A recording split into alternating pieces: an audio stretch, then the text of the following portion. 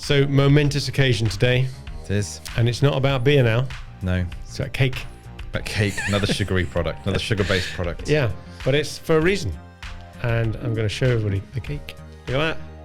You may notice it's subtly adorned. We were promised cake if we got to a 1,000 listeners. 1,000 listeners. So thank you, everybody, all 1,000 of you out there. So we'll be tucking into that cake later on. Yeah, thanks, Mum. Let's take her a week to listen 1,000 times. Exactly. So very good. Very Okay. good. Should we start our podcast for this week? Should do. Yep. Okay.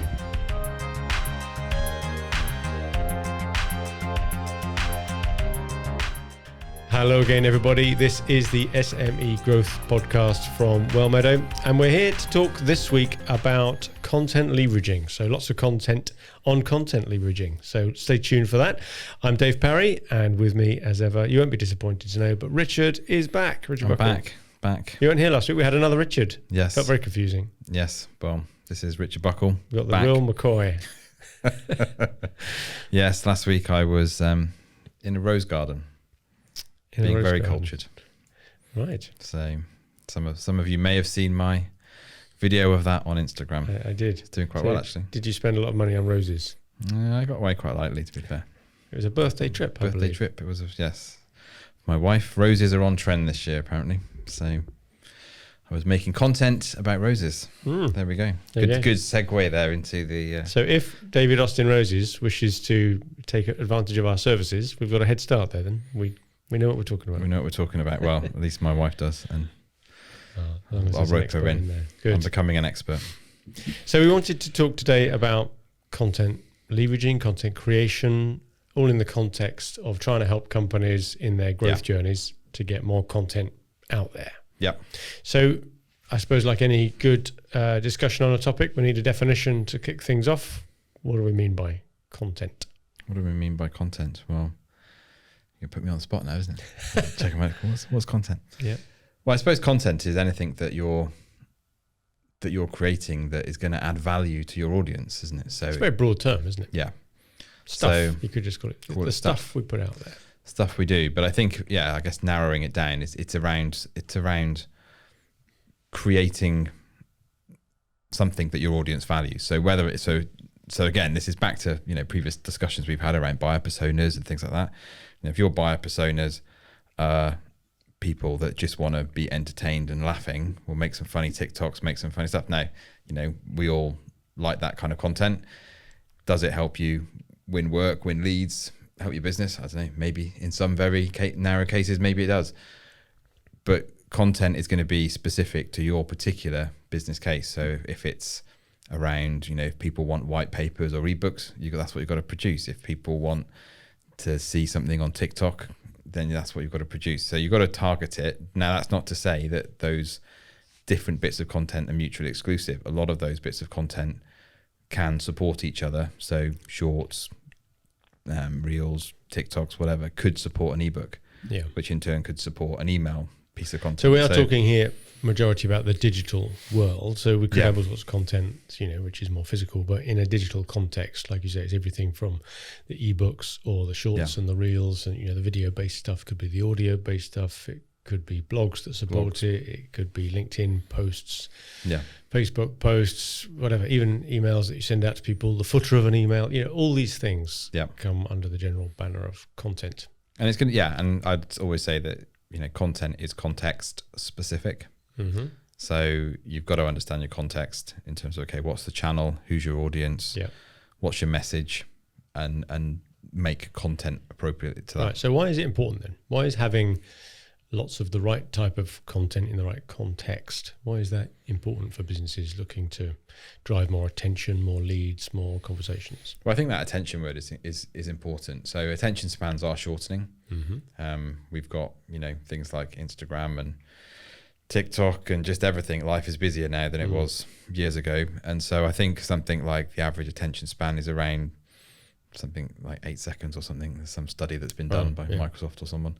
Even that sounds quite long, really, when you think about 8 seconds passing if you count them off. So if you just think back to if you're scrolling through something online or just researching something now, how how quickly do you pass over things? How quickly, if you don't see what you want immediately. Yeah, if I'm Googling something that I know very little about, I'll get the Google results. I'll hold the control button down as I click the various links. So I've got a load of new tabs opening, and then I don't spend 8 seconds on each tab. I very quickly decide, am I hanging around on this tab or not? No, X at the top, that tab's gone forever. Go on to the next one, and then I find the one I want. Well, I was doing that yesterday for looking for some acoustic foam for this for our podcast studio. Yeah. And it's interesting if you kind of almost have that out of body experience, but you're looking at a website and immediately you're making a judgment, right? So you're thinking, right, does this resonate with me? Does this look like a company I want to deal with? Does this look like the right kind of imagery, the right kind of tone? It's interesting. If you break it down, what are we looking for when we make that snap judgment in less than 8 seconds, 4 seconds, whatever it is? Yeah. There's certainly, can I trust? Does it look interesting? So is it trustworthy enough that what I'm reading, I'm going to make a decision based on that? Is this something that I can use? Is it useful? Not just, is it entertaining? In which case, great, I'll watch it but move on. Or is it entertaining and useful? Does it capture my attention in an actionable sort of way? So I guess we're looking at all of those sort of things. Is it going to engage me? Yeah. So I think that's important. I always think around it 3 different things. So is it going to educate me? Is it going to engage me? And is it going to entertain me? And an element, maybe it's not equal pie on that, but there's some element of those I think needs to be in every piece of content. It goes back to the Raytheon concept of the BBC for those old enough to know: educate, entertain, and inform. So it's the same sort of, it's still media, isn't it? We're trying to capture attentions and do something with it. To go back even further to Aristotle with logos, pathos, ethos. So you bit of culture on the me there. SME. Yes, 1-0. So have you got some stats on this? Because I remember we were talking about this the other day. There were a few stats floating around that you'd looked up. I had looked them up, but I haven't written them down. You've written them down for me. You're giving all our secrets away. So I guess there's a couple of those where content marketing on average generates 3 times the number of leads as outbound. So now when I saw that one, I thought about that. And actually that does sort of ring true with me if I'm thinking, does that just pass the smell test? And if I look at the emails I get, which are very, what we would call outbound in nature, very shouty, we've got a new employee, we've won an award, we've got a new machine, we've got a new product, got a special offer. I tend to pass over that because that's just more of something else I wasn't interested in.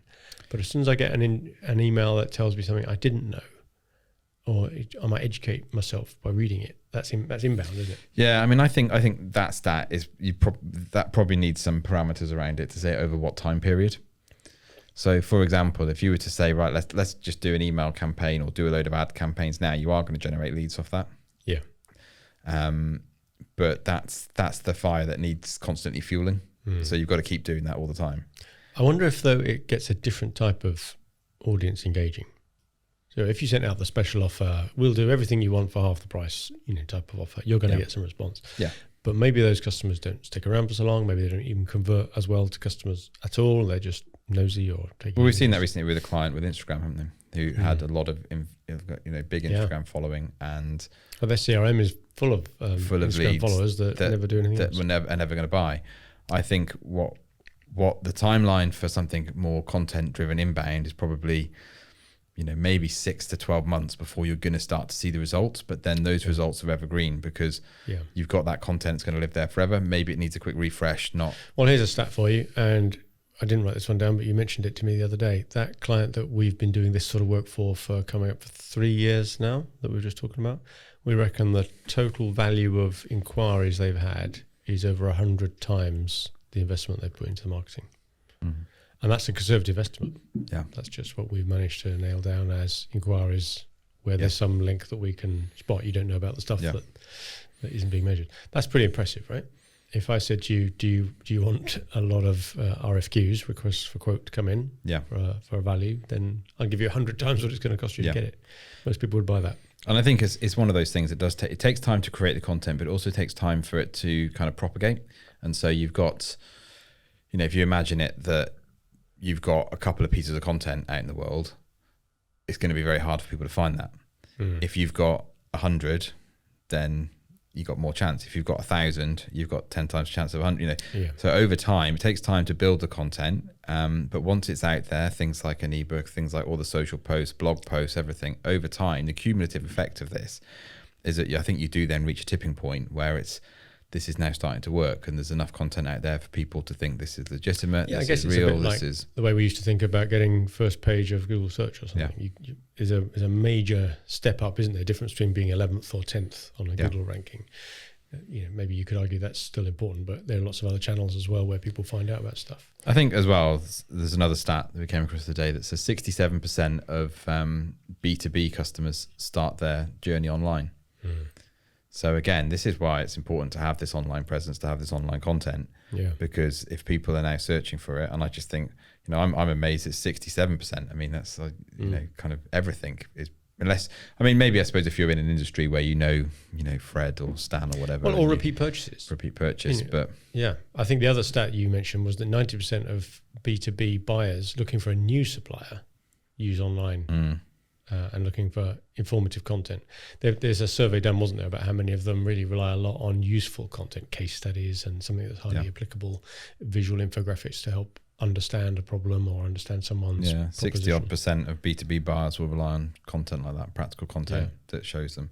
And that's the problem, isn't it? Because companies aren't very good on the whole of producing that type of content. Yeah. And we've seen it time and time again, but companies out there that maybe have, very good internal marketing teams, but they're so busy and they're generally commenting on, someone's won a new award or they've been to an exhibition and they've got very little material to go on. They're doing their best they can, but with relatively little input. So they're having to recirculate stuff. It all comes back to trust, doesn't it, really? You're creating this content to show you've got credibility, to show that you can talk about your subject area with a level of expertise, and to almost start that process of building that relationship, isn't it? And this is where I think, a lot of companies perhaps haven't caught up with the culture, where the culture now is very much kind of, everyone has their kind of influencers or their people they go to online to, what do they think about this? Yeah. What do they think about this? What do Dave and Rich think on the SME Growth Podcast? Yeah. Well, let's dial into a trusted news source.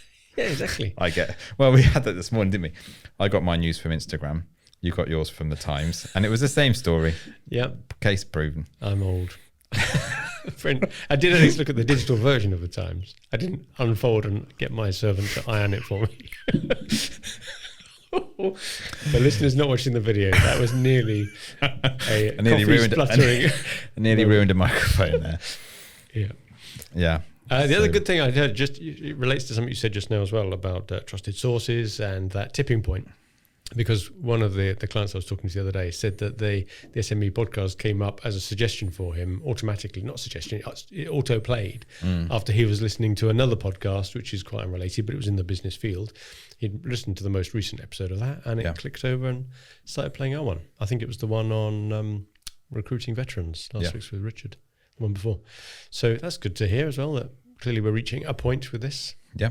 Back to 1,000 listeners. Well, you got to keep plugging away with it, and I think this is why, if we move it on to say, well, why do we see this disconnect then, where we've got a culture, at least maybe perceived of content creation. Everybody wants to be a content creator now. Everybody wants to do stuff, and yet we have this kind of lag sometimes in the SME world of businesses saying, how do we? We don't have time. We don't have the people maybe.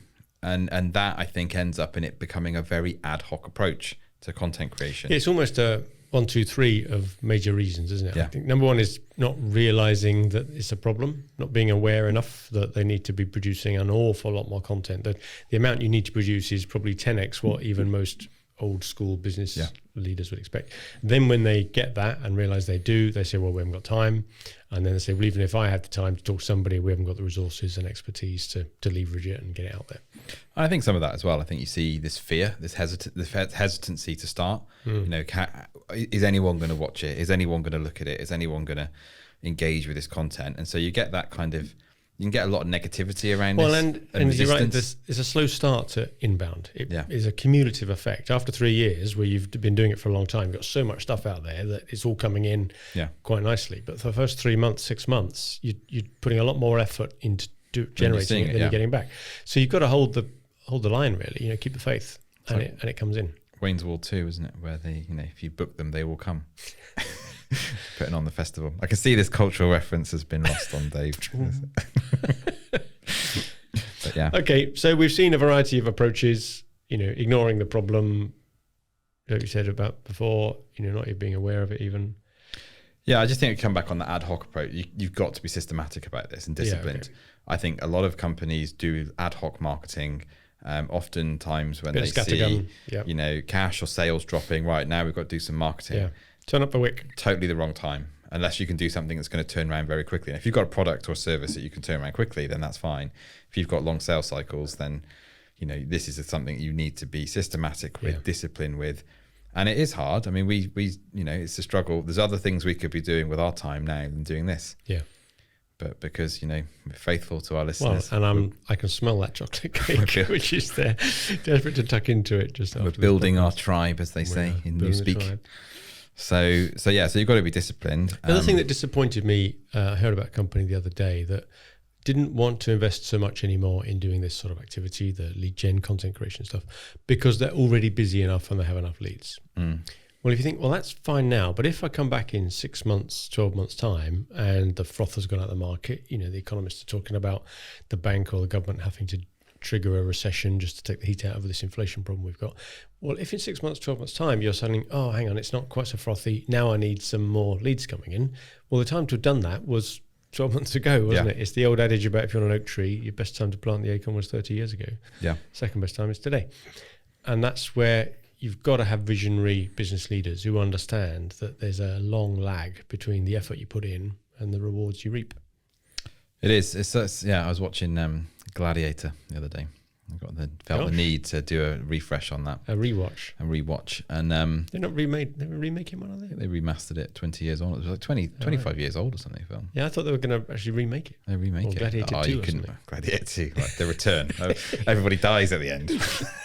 Well, yeah, okay. The afterlife. But it's that, where he's running through the woods, hold the line type of thing. And I think some of this is a hold the line thing. It's very hard to show straight away what the return is. That needs strong leadership, doesn't it? And it's like, no, we're setting a course here and we're gonna see it through. And it's not blind faith with this, but that's why you need the numbers around the data to see what's working. But it is something that is a discipline, and it requires that kind of gumption to keep going with it. Okay, so is there a better way of doing this then? You want something that's a bit more systematic, you've reached awareness of it, but you've still got those other barriers of not having enough time, certainly from those experts that need to produce the material for the marketeers to do something, and you maybe haven't got enough of a team in your marketing department to do something with it. So is there a better way? Right. Tell us, Rich. Funny you should say that, Dave. It turns out there is. Is there? Thank goodness for that. No, so I mean, we're this is, I suppose, disclaimer, this is what we do, but we've always been quite happy to share our processes because, it's easy to copy if someone wants to do it. We used to do a lot of exec level recruitment, and we've got a whole ebook on the website which details our process in probably too much detail. No, but it's designed for people to do it. But, if you want a 5,000 word ebook on how to design a recruitment process, then go to the website and check it out. Well, we've done similar on this process as well. So and this process, board meetings, because it's not so much the process. Anyone can have a process. It's really about a lot of the thinking around it. But I think, back to that kind of a process-led approach to developing content, whether you outsource it or whether you build it into your own business, is the way that you can really kind of start to make strides with. Yeah. And if you're of a size, either large enough or marketing is that critical that you want the in-house team to do that, absolutely great. There's clearly benefits in being able to do that. The cons for a smaller firm is that scaling down the team, you can't just have one person who's expert in everything. To get a critical mass of expertise on a team, you need 3, 4, 5, 6 people, depending. Yeah, so that's an interesting point, I suppose, isn't it? It's years ago, maybe you could have got away with one person on a marketing team because you just got to make an ad for the local newspaper or something. Whereas now, because we're moving into more digital, technologically driven pieces of content, you need someone who can design stuff for ebook layout, InDesign, Photoshop, someone who can do video, someone who can do podcasts. It's much more technical, isn't it? So you need the arty bent, the creatives, but you've got to be quite adept at a lot of the software these days, and the amount of different packages of software that our team use, I couldn't use them all. And then even then you start to just create, the more content you create, the more data you're going to create. So what you're going to do with the data, you're going to have a data analyst who's going to look at that. You're going to have someone. Well, we said before, one of our campaigns can produce a terabyte of data just in the initial phases. Oh yeah, I mean, I'm talking more about data in terms of the actual lead gen numbers and all that as well. Yeah. So both sides. I guess but back to that point, you need a whole infrastructure around how do you even manage all these files that are huge and all of that, and someone's got to think about all of these things. So the whole complexity of content creation, just from the number of people you need, the number of the equipment, the data it generates, the information it generates, all of that is too much for one person. So if you need that team of, say, 4, 5 people, choose your own number, to get that balance of the skills you need between the creatives, the technical and everything else, then of course, if you've got the capacity or the will to do that internally, that's great. If not, then other agencies exist, but that's how we've set ourselves up to help. But I think that part of the process is to say, right, the expertise always lies in the business. So, and I think oftentimes it can be dormant. People need, it needs to be brought to the surface a little bit. But it's you need to have a process that says, how do we capture the expertise and the essence of this business without it taking a huge amount of time? Because that is always the barrier. The people who've got the knowledge in their heads are normally the busiest people within an SME. Yeah, they're either the owners, they're all the experts, they've got 100 other things to do. And I'm sure lots of listeners will relate to this. When you have a bit of a marketing drive, says, right, we're going to get everyone to write a blog once a week or something, and it just never happens. Yeah. It never happens. So if you get one out of them, you don't get the second. And then and none of it's joined up, because you've got some person that wants to write about this or what. And the temptation is always to be too salesy, so you're not getting the tone of voice right, and it's going to be a different tone of voice for everybody who does it. Doing it. So we've developed this process really to address these concerns, and you're right, that's one of the 2 main objections I always hear when I try to get business owners to think more seriously about it. One is that time thing. There's only a few people in this business with the expertise to write that stuff. Yeah. And the other one is we couldn't possibly get anybody else to do it because they don't understand our language, our tone of voice, or whatever. Yeah. So we came up with this approach, which, without cutting straight to the chase, is video led. It's the idea is to capture that expert in a very efficient way, capture their views, their message, their language, their tone of voice, their phrases, their familiarity with the subject, capture that on video first, but then turn that into the hundreds of pieces of content you need to be able to proliferate through this process. Yeah. That's the essence of it, isn't it? That's the essence of it. And then I think once you've got that time, you want to think through before you start videoing what it is you want to achieve out of it. Yeah. And then think through, okay, so what information do we want? What questions do we need? What do we want to get out of this person's time? Who are you talking to? What's the audience? Yeah. Is there anything you want to bring in from maybe a ESG or CSR type of angle? Do you want a comment from them on sustainability, or do you want to talk about, I don't know, whatever issue there is that is... That's, environmental sustainability and governance, or corporate social responsibility. Just trying to be cool. Not all of our listeners are as acronymed up. Acronymed up. So, I remember being in a meeting once having to explain what a KPI was. That was a key performance indicator. That's the one. Yeah. We'll have a little glossary of every tip. But yeah. So I guess if I talk through what the steps are of the process, just so that to give people some practical tips on this. So the first bit is a plan. So you've got to obviously logistics of organizing who you're going to interview, who you're going to talk to, but also, okay, what questions are you going to ask?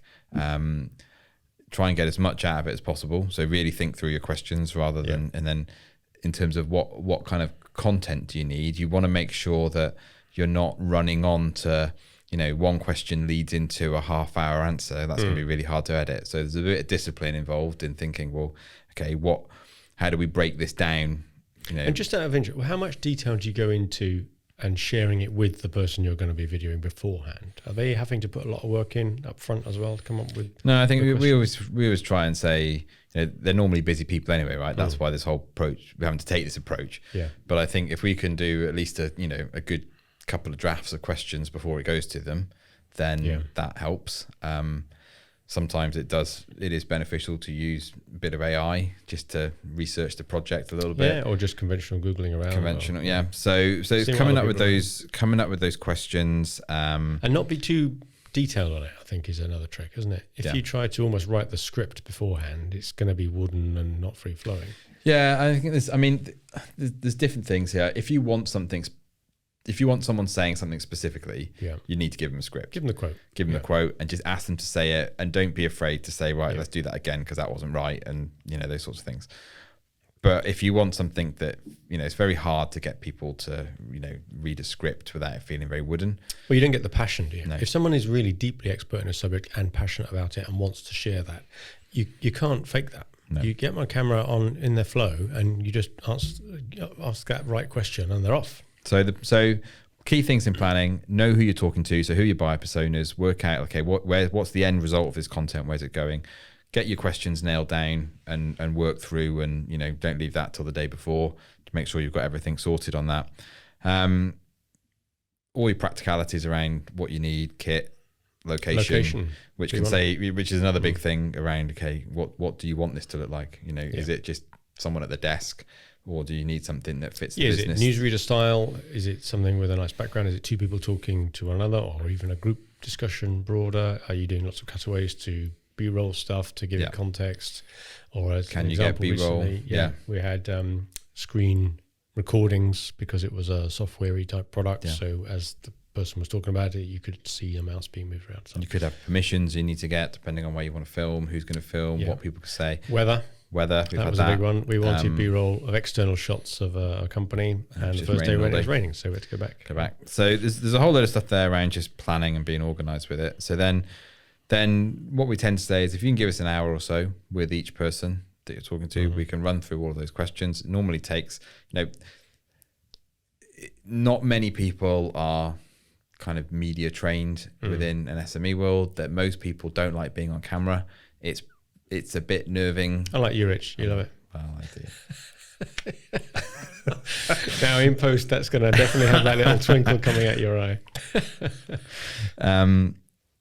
But yeah, but we're used to it. We're doing this every week and have been for a while, and I can gab. So it's one of those. But so you've got to kind of break. You've got to get, if you are interviewing someone in your business, and you've got to find a way of trying to relax them into it, get them talking, build a little bit of rapport, do the shoot.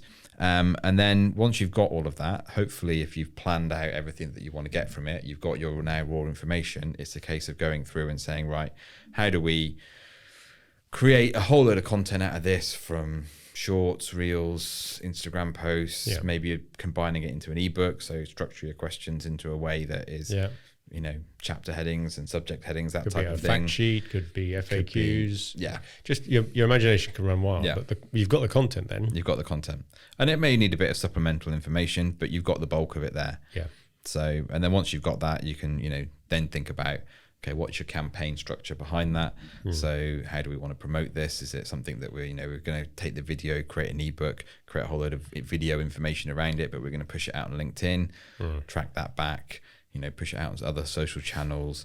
Now, interestingly, I was having a discussion this week with someone who's quite interested in this process and is looking to maybe engage us to do it, but they don't want to do it on HubSpot, which is our natural environment. And that's fine. We can produce a huge zip file or a hard drive with all the content that you need.